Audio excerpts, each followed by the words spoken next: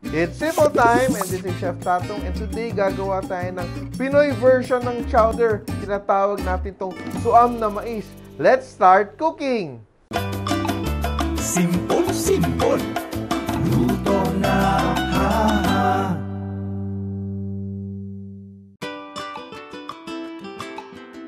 This recipe is part of the Simple Cookbook series where we try to make cooking as simple as ABC. Kaya gagawin na natin ngayon ating very healthy but very hearty kasi chunky itong sabaw na to.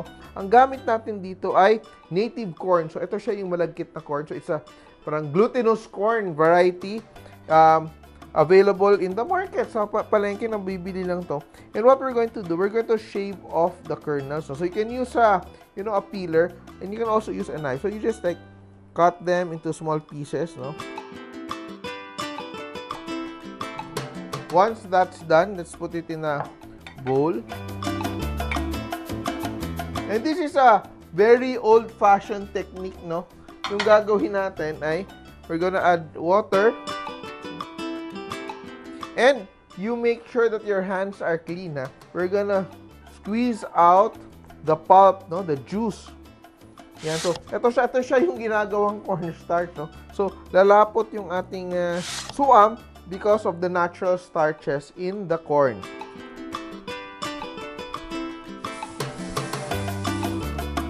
Next step natin, gisa-gisa lang tayo. So we're using Golden Fiesta canola oil. Yan. And we saute our garlic. We don't want to toast our garlic, but we really want to infuse the flavor into our soup. Onions, minced onion. And of course, ginger.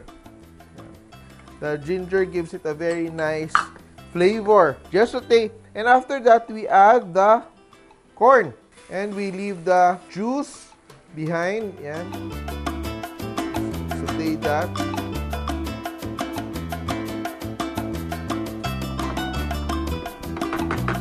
So, be sure that you're using fresh corn or else it's going to be tough. Kung medyo matigas yung corn mo, kailangan mo siyang pakuluan ng mas matagal. But if it's very fresh, you cook it very, very quickly.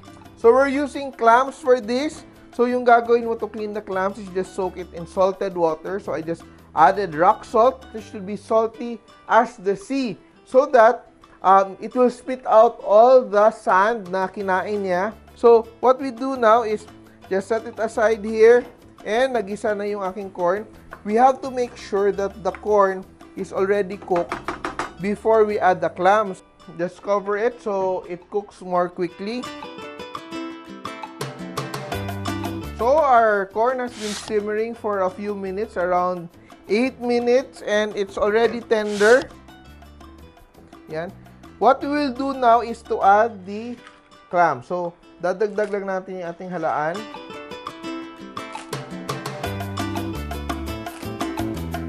And we just wait for our clams to cook. Malalaman mo naman pag luto na yung clams mo is pag nag-open na siya, pag nagbuka na siya, ibig sabihin, luto na yung ating clams. So, it cooks quite quickly, siguro in a minute. And what we will do now is also we will season it with patis.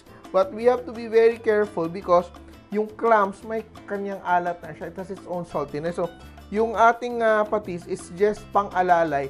But we're not using salt, we're using patis para mas malinamnam siya. So, we're adding datu puti patis. So, slowly, nagbubuka na yung ating clams. That's the sign na it's already cooked. And ilalagay na natin yung ating katas, no? The corn extract, the corn juice. Ito siya. This will be our thickener. So, ito siya parang natural slurry, di ba? Kasi hindi na tayo naglagay ng cornstarch, but because we're using fresh corn, may kanya siyang starch.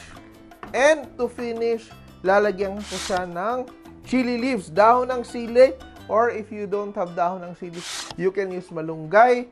And those abroad, if you don't have malunggay, you don't have dahon ng sili, you can use spinach leaves. Yan. We add our dahon ng sili. Very classic, very old-fashioned. Eto nga, kung nagda-diet ka, ito is good enough for your dinner. Kahit wala ng rice, di ba? Kasi carbs na rin yung ating corn.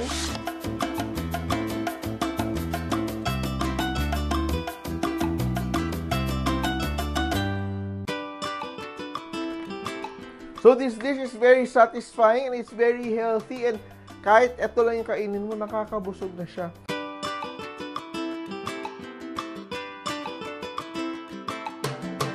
Here is our version, our very simple version of suam na mais. Try it at home, cook it for your kids, cook it for your family, and tandaan nyo, kahit sino kaya magluto, basta simple! Mga ka-simple, remember, loving is sharing. Kaya share this video and like nyo na rin. Kain muna ako. Bye!